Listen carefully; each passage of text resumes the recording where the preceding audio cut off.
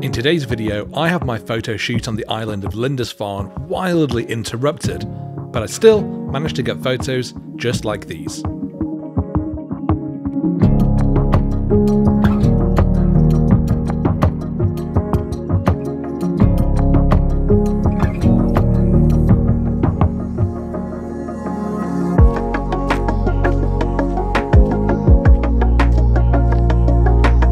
So I found a shot that I want to take because we've got these great banks of reeds and things.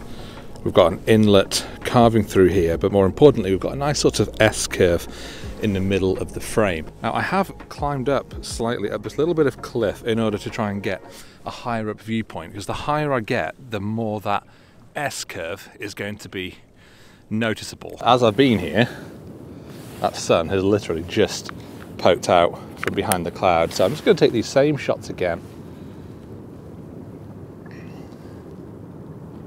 with a little bit more sunlight while it's there. Oh, and it's gone again.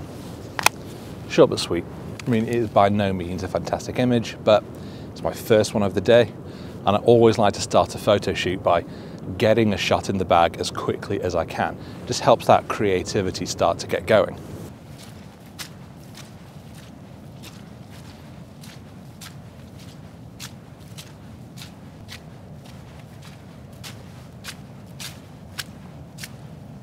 As I've been walking along, I've just found this log. I'm wondering maybe there's a shot to be had here. I'm actually just going to handhold this at first. I want to get low, try and emphasize it. And this is the scene that I'm looking at.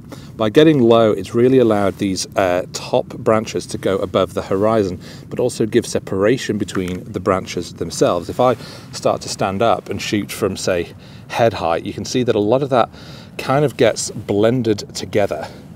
Whereas as we get down, we start to see the individual branches. So I think something like this is looking good. I love the light that's hitting it.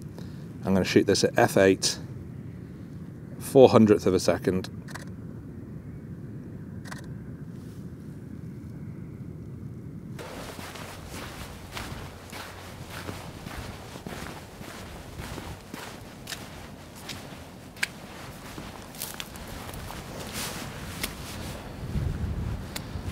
But to drive over to Holy Island, you've got to wait until the tide is out, then it exposes the road and you can drive across, which does mean that I've got to keep an eye on the time to make sure I can get back. But it also means that this whole area just becomes like these uncovered wetlands, these sandbanks. But I really think that there's some potential here, because we've got obviously all of the sort of the water on the sand that's reflecting this amazing sky. We've got these posts, we've got little tufts of grass coming up. I think if I explore around here, I can probably find something pretty cool. And in fact, my first shot is going to include maybe this sort of little bank with this grass. We've got the nice posts going away into the distance, and to try and put my camera bag down in a way where it doesn't get completely soaked. Maybe just here. I'm going to just start off by holding my camera in my hand. I'm not going to put it on my tripod. I'm not sure I'm going to need it. It's quite bright. I'm going to be working at shutter speeds fast enough that I shouldn't really get any problems with blur. For such a beautiful place, I'm struggling to find a photo that I actually want to take. And the more I wander around, the more I'm going to be putting footprints into my own shot. I'm doing a shot here that's zoomed right in, filled the frame with those posts, and it's a fine snap, but I don't really think it does a lot for me as a photo. The background's quite cluttered, there's not a lot going on. Let's try this vertical composition. We've got it nicely reflected in the water. And it's okay, but it's only okay. And I do think what I'm coming up against is a lack of a compelling foreground. This scrubby little bit of grass isn't doing it. These ripples in the sand isn't really doing it. I need something with a little bit more. I need something more. Slightly more prominent little sandbank with some grasses here. This looks like it might be a bit better. We've got the little sandbank with a bit of grass on, we've got some reflection on the water, we've got the posts, we've got the sky and its reflection. So I'm at f8, 125th of a second, I've got a polarizer on. And it's basically fine. Is it the best photo I've ever taken? No. And there's this vertical comp using the same sandbank, the post center framed, and we have got some lovely reflection of those clouds.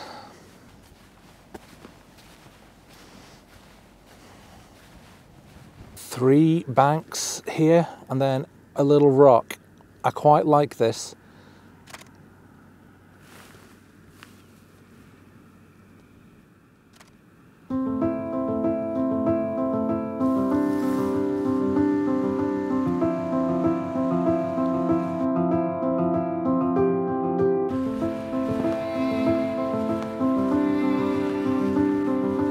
Now, it probably goes without saying that the castle is the hero of this scene.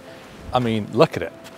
It looks amazing. And earlier on, when the light was hitting it, it looked even better. The sun's behind a load of cloud. The castle itself is looking very, very flat. Not literally, of course, it goes like that, but light-wise. So I kind of feel like I've got a little bit of time to have an explore, and maybe while I'm doing that, I can find some interesting foreground for this castle.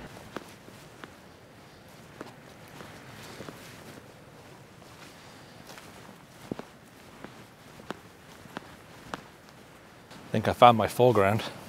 Got this gorgeous scene with this boat in the foreground. We've got the castle in the background. We've got incredible skies overhead. I framed this up at about 24mm, which is the widest this lens will go. So it's really allowing me to kind of emphasize the shape of the boat, keeping the front of it just above the horizon. I do absolutely love how this looks, but the only thing we're missing is light on the castle. Now, if I hang around, we might get that, because there is a lot of cloud moving overhead, and it could only be a matter of seconds before the sun breaks through and illuminates the castle. But I could also be waiting here hours. And in all honesty, I am not a patient man. Now, I have got a circular polarizer on, and it does make quite a lot of difference, because this is it without any polarization. And as I start to turn this filter, you can just see how much richer that sky gets. But the only problem I've got is that it sort of leaves a darker patch towards the middle of the frame. If you look basically above where the castle is, it's quite dark blue, but off to the left of the frame, it's a lot lighter. And I don't really like that, so I'm actually just going to leave it somewhere about here. That way the sky basically stays nice and even, and if I want to kind of enhance those blues later, then I can do. But it's much harder to try and work around a sky where you've got a big patch of dark in one part. This is going to be the best I can get for now, so I'm going to take this shot and then move on, see if I can find something else.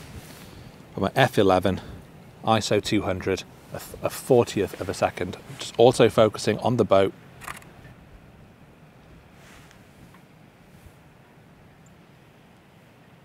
I'm basically trying the same scene. I've shifted my position, I've gone vertical, and I am focusing much more on the front of that boat with a castle in the background. The great thing is the clouds have opened up, the light is hitting it, it looks stunning.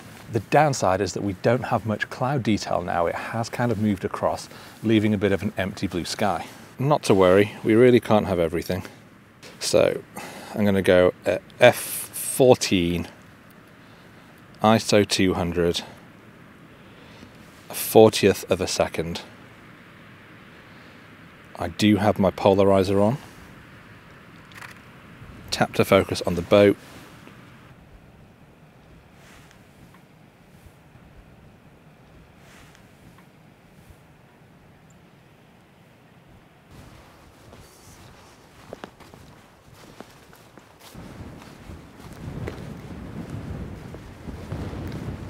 I left you here because I wasn't sure if it was going to be a shot. I didn't want to waste my time, but I think I found one I really like.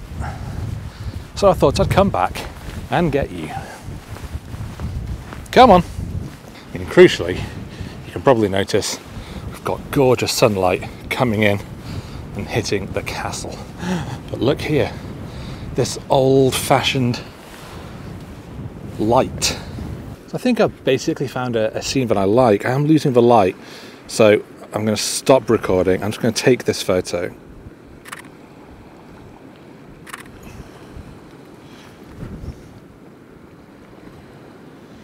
Interesting bit of light on the castle here. I'm zoomed right in. It's a lot darker, but we've just got a strip of light hitting the castle. I'm just trying to take advantage of that while I'm here, because my foreground, the boats, all of this is still in shadow, so there's no point in me trying to take that. But I'm filling the frame as much as I can with the castle while that light is hitting it. It looks all right. Looks all right. There's a man coming. Is he telling me off? Pretty sure I'm allowed on this pier. I thought it said use at your own risk. Maybe he's coming to collect some baskets. I'll be nice to him. Hello, mate. He's not telling me off. That's good. He did get to work, which lent itself well to a nice shot. But as I walked back along the jetty, I found something very surprising. A seal pup, alive but stranded quite some distance from the water. I've never seen one so close, and it didn't seem bothered about people being nearby. But I didn't know what to do. Was it hurt? Do I just leave it? Help it back to the water? I tried calling the RSPCA, as did this chap, but neither of us had any luck. But I did find their webpage that said the best thing to do is just to leave it. And indeed, it did start to shuffle off and eventually made its way back into the water and swam away into the distance.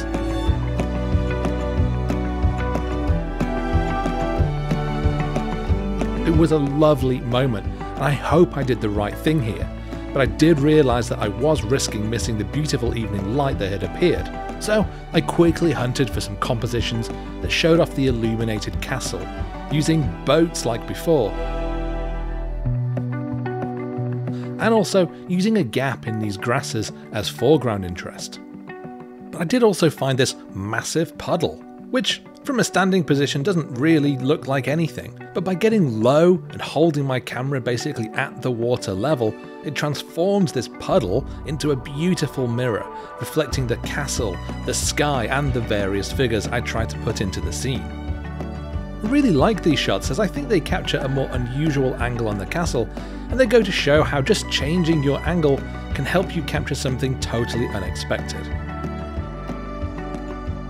As I left the island, the sunset turned even deeper, and I did stop to snap a photo of this hut on the bridge, which looked great against the fiery sky, as well as this shot overlooking the inlets, which I thought had a nice tranquil atmosphere to it. But that brings me to an end of today's video. If it felt a bit rushed towards the end, it's because it was. Dealing with that seal took up most of my afternoon shooting time, so I had to work quickly afterwards to get the shots that I went for. But I'm pleased with the images I took on this trip, and I hope you've enjoyed seeing the process. If you have, please do give this video a like and consider subscribing if you don't already, and I will see you next time.